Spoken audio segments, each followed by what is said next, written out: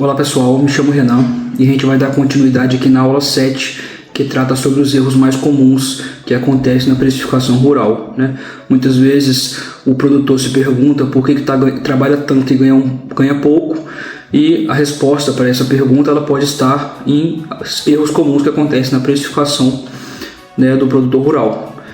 Então, nosso objetivo hoje é identificar os principais erros na formação de preço de venda no meio rural e reconhecer custos escondidos que afetam diretamente o lucro, né? Muitos prejuízos no campo, eles não acontecem por falta de venda, mas por erro no cálculo de preço.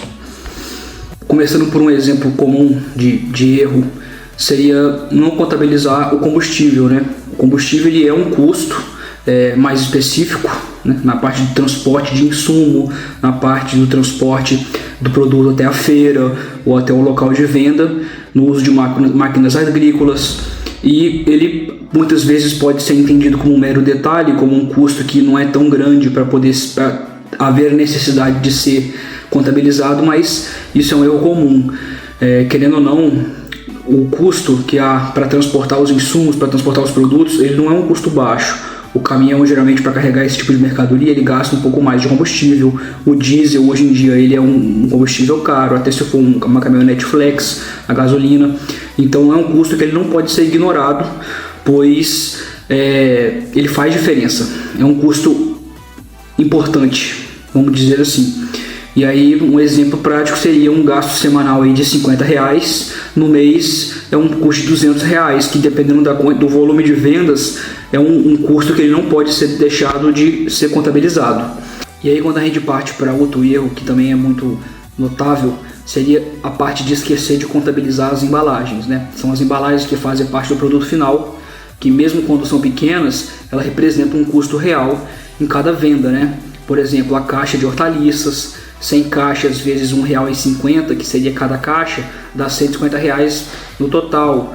Quando a gente pensa em sacos e bandejas, que são esses sacos, os sacos plásticos, as bandejas quando se trata de ovos ou produtos parecidos, fitas e etiquetas, rótulos de identificação. Então são custos pequenos que, quando olhados individualmente, podem parecer pequenos.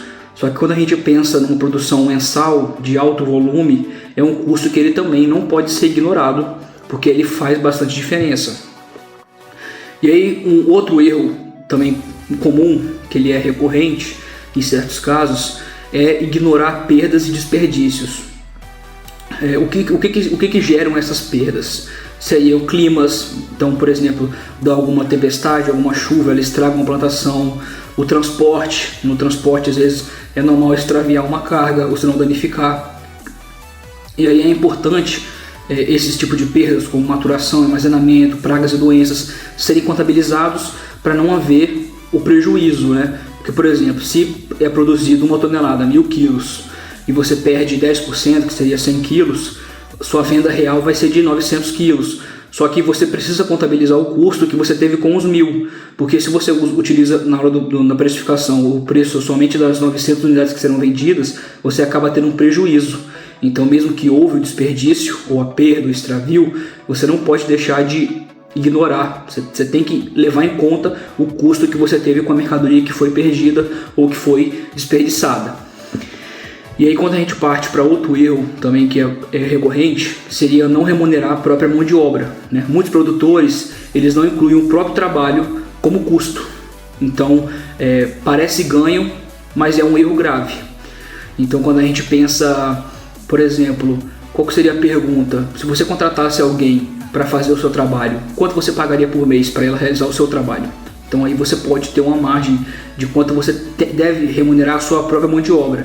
Porque se você pega o seu preço e você embute um suposto valor ali que seria o seu lucro, você pode não estar utilizando um valor que seja o suficiente para te remunerar. Então, muitas das vezes você pode estar ali trabalhando meio que de graça, né? Vamos dizer assim. Então, se o seu trabalho mensal, por exemplo, se você deseja ganhar R$2.000, é só um exemplo, e você tem uma quantidade de produtos ali, você precisa fazer o rateio desse valor que você deseja receber por mês naqueles produtos ali que você deve vender.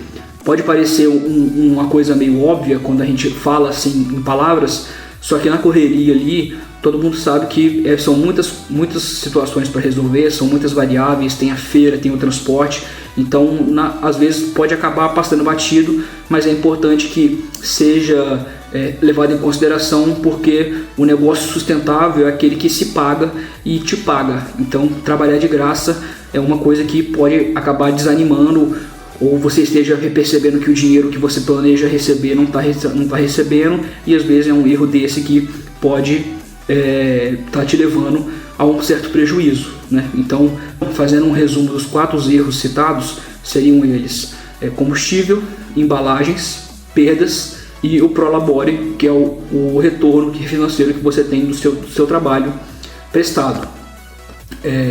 Então, o que acontece quando esses custos eles são ignorados?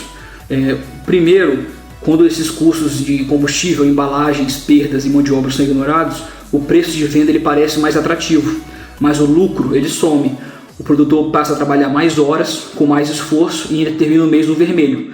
Muitas das vezes ele percebe que está no vermelho, mas ele não entende o motivo.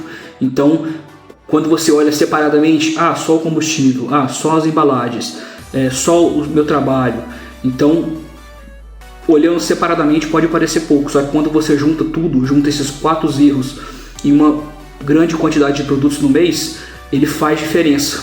E você pode parecer que está levando uma vantagem de vender mais, o barato está vendendo mais, só que se você estiver vendendo muito e o seu preço não está cobrindo os seus custos, você está tomando prejuízo. Você está vendendo, está pagando para trabalhar, é o que ninguém quer, né? E aí, como que você corrige essa precificação? Primeiro, você deve analisar custos diretos, né? Que são quanto realmente custa aquele produto. Se você planta, quanto custa aquela semente, quanto custa para você irrigar, quanto custa para você tratar com suplementos das plantas. E aí você analisa suas perdas também, o seu salário, que é o prolabore, e aí você divide no total. A precificação correta ela não é complicada, é uma questão de organização e métodos. Se você segue esses 4 passos, você passa a ter clareza sobre o custo real do produto que você produz. E aí, se a gente for resumir tudo em uma mensagem final, seria o seguinte: precificar certo é trabalhar com inteligência. Se você reconhece seus custos reais, mesmo os que parecem invisíveis, é o primeiro passo para você transformar esforço em lucro de verdade.